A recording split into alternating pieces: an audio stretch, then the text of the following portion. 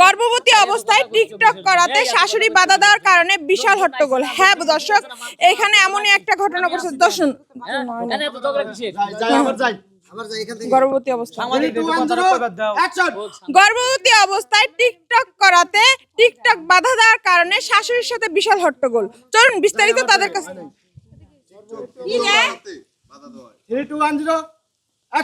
গর্ভবতী অবস্থায় টিকটক করাতে শাশুড়ি টিকটক করা বাধা দেওয়ার কারণে বিশাল হট্টগোল। চলুন বিস্তারিত তাদের কাছ থেকে জানার চেষ্টা করব। আচ্ছা, আসসালামু আলাইকুম। আপনিই তো শাশুড়ি, তো আপনি মানে কি হয়েছে এখানে এরকম একটা হট্টগোল আমাদের একটু বলবেন প্লিজ। এটা আমার পোলার বউ, 8 মাসের বাচ্চা পেটে। যদি 1-2 মাস হয়, কেউ না দেখতো না বুঝতো, তাহলে এটা মানতাম আমি। 8-9 মাস পরে 2 দিন পর বাচ্চা হইব। এখন যদি এই মোবাইল নিয়ে যে নাচছে টিকটক করে, বাচ্চা কি থাকবো? হ্যাঁ, আমি শাশুড়ি হয়ে কইতে গেলেই সংসারে ঝগড়া। কি লেগে? ভালো কথা কই না, ভালো লেগে তো কই। প্রথম বাচ্চা পেটে আইসে মানে পোলাপান মারতে বোঝা, পোলাপান তো কোলে বুলইব। ওর কি জ্বালায় নাই? ও কি বোঝে না যে এই সময়ে যদি না পালাপি ঘরেতে কাজ কাম করে না? আমি তো ভয়ে কাজ কাম করতেই দেই না। ছেলে উপস্থিত আছে, ছেলে করে। আচ্ছা দর্শক, আমরা তার হাজবেন্ডের সাথে একটু কথা বলার চেষ্টা করব। আসসালামু আলাইকুম। ওয়ালাইকুম আসসালাম। আচ্ছা, এই যে আপনার ওয়াইফ এই গর্ভবতী অবস্থায় যে টিকটক করতেছে, এটা নিয়ে আপনার কোনো মতামত নাই? আপনি বাধা দেন না? আমার মতামত কি ভাই, এর জন্মের দোষ আছে ভাই। এর বাপ মা থেকে শুরু করে সবই টিকটক, এর টিকটকেরই বংশ ভাই। এর পেটে বাচ্চাই কি না বাচ্চাই কি, মানে টিকটক কি হলো এদের সবকিছু ভাই, সবকিছু টিকটক, বুঝছেন আপা? নষ্ট হইছে নাকি? আমার মেয়ে হওয়ার পরে কি রাস্তায় হলো কামলা দিয়ে খাইবো? আমার মেয়ে হলো টিকটক আর্টিস্ট হইবো, বুঝছো? না ঠিকই আছে। আচ্ছা আপু, ডান্স মাস্টার, আপনি যে এই গর্ভবতী অবস্থায় এইভাবে টিকটক করেন, তাতে তো আপনার শরীরের জন্য ক্ষতি। তো আপনি কেন এইভাবে টিকটক করতেছেন? এতে তো আপনার বাচ্চার মানে ঝুঁকিপূর্ণতা। আমার কাছে কোনো ঝুঁকি মনে হয় না। আমার বাচ্চা যে পেটে আছে না, সব সময় নড়াচড়া করে। আমি তো বুঝতে পারি, মা তো বুঝতে পারে যে তার সন্তান পেটে ঠিক আছে কি। তো আপনি যখন নাচানাচি করেন তখন মানে সমস্যা বেশি করে লাফায়, ও আরো বেশি করে লাফায়।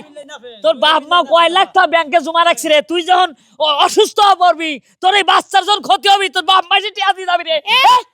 কথা কম কও, ঠিক আছে? টিকটকে টাকা ইনকাম হয়, বুঝছো? আমি টিকটক করব, আমার মেয়ে যখন হবে আমার মেয়েও টিকটক করবে, সেলিব্রিটি হবে। হ্যাঁ, ইউটিউব আর্টিস্টের কোনো মূল্য আছে?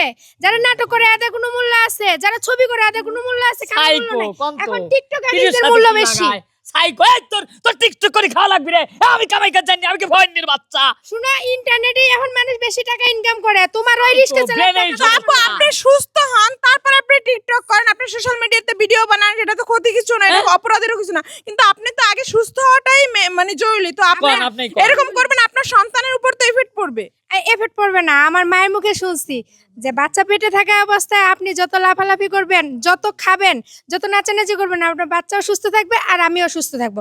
আনন্দ, তারপরে বিনোদন থাকলে মন ফ্রেশ থাকে, হাসি খুশি থাকে, হার্ট শক্ত থাকে। বংশীয় টিকটকার এখানে কি কব, মানসিক সাইকো। আচ্ছা ভাই, আপনার শাশুড়ি কি টিকটকার ছিল? আমার শাশুড়ি টিকটক, আমার শ্বশুর টিকটক, মানে বংশধরই টিকটক করে। তো আপনি দেখে শুনে এরকম একটা টিকটকার মেয়েকে বিয়ে করলেন, মানে এখন তো আপনি ভুক্তভোগী। ওই সময় ভাই আমিও কেবাদিন হয়ে গেছিলাম, আমিও রূপের ইস্যুতে মনে করেন যে ইয়ে গেছিলাম ভাই।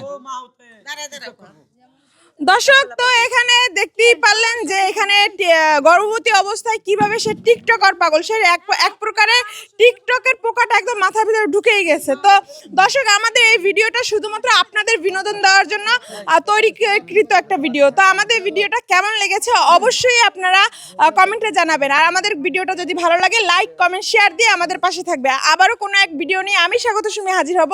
ততক্ষণ ভালো থাকবেন, সুস্থ থাকবেন। আল্লাহ হাফেজ।